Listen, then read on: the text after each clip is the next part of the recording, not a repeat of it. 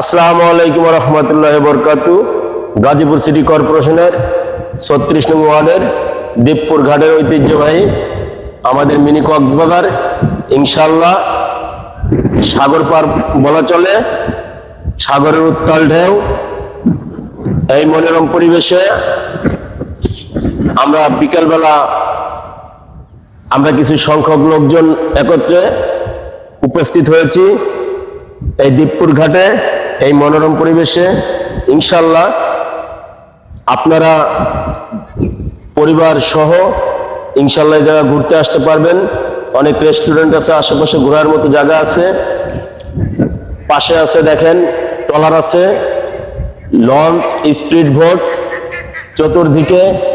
এপাশে দেখেন সাগরের উত্তাল ঢেউয়ের মাঝে আমাদের পাতিয়াস আছে, ছোট বাচ্চারা দেখে অনেক সুন্দর লাগবে। দেখেন ওপাশে ট্রলার যাচ্ছে, মালবাহী ট্রলার। আসলে কি বলবো, পাতিয়াস কি করতেছে বাজান?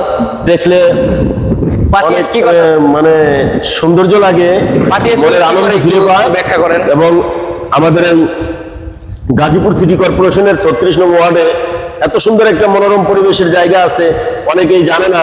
তা আমরা এই ভাই বন্ধু মিলে আমরা এই গাজীপুর মহানগর না, অল পৃথিবীকে জানাইতে চাই ইনশাল্লাহ সকলে আমাদের জন্য দোয়া করবেন।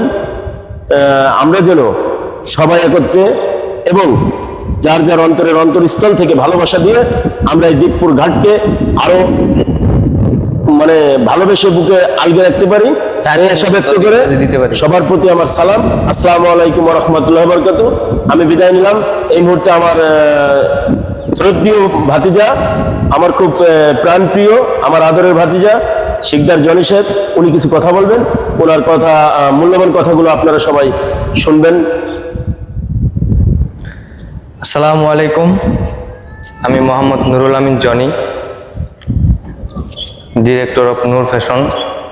আমরা আজকে আসছি এখানে মনোরম পরিবেশ, এই নদীর পাড়ের সুসুন্দর থই থই পানি, এত সুন্দর মনোরম পরিবেশটা দেখার জন্য।